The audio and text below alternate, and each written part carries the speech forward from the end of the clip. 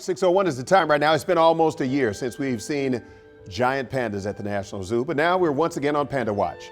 We are just 4 hours away from welcoming two new pandas back to Washington, D.C. Take a look at this. This is live flight track from FlightAware. They flew from China to Anchorage, Alaska, arriving there around 2:30 this morning. But now they're back in the air, heading to Dulles International Airport. Now, back in 1972, when First Lady Pat Nixon welcomed the very first pandas to Washington, D.C., she said, "I think there's going to be pandemonium." Never have true words been spoken. Here we are right now in pandemonium. Our Jacqueline Quinn is at the National Zoo this morning as we await their arrival. Jackie, now you've been keeping a close eye on that flight path all morning long.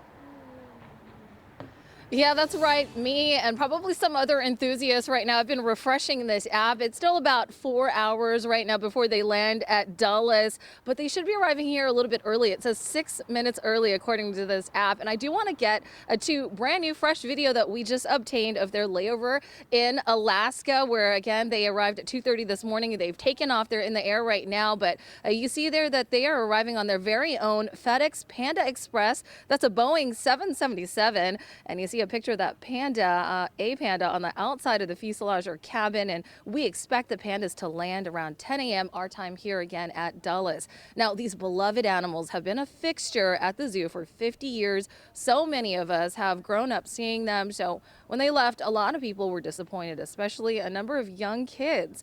And I mean, how many times have we seen one of those videos where these pandas playfully slid in the snow on a heavy snow day or tumbled around? And for months, though, visitors have passed by this exhibit with no pandas in sight.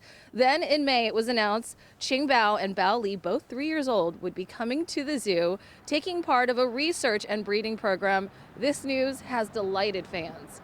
I mean, I think when everybody thinks of the zoo, they think pandas.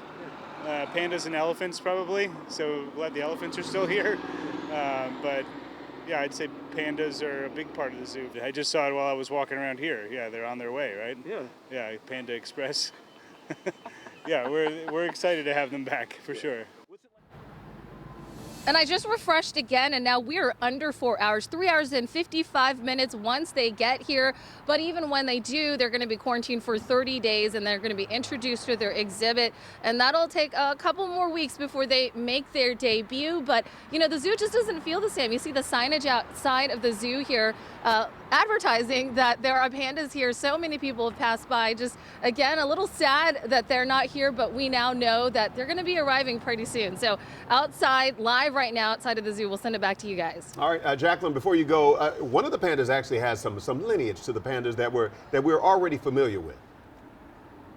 Yeah, that's right. So many of us have been coming to the zoo here, and if you remember back in 2013, Bao Bao was actually born here. Well, that's the mom to Bao Li. So before she turned 4, I believe she was returned back to China as a part of their breeding program, and they had Bao Li. And if you can imagine, if these two pandas were able to talk mom to cub, maybe she told Bao Li a little bit about Washington, D.C., and maybe Bao Li is just as excited and sharing in this pandemonium about arriving here.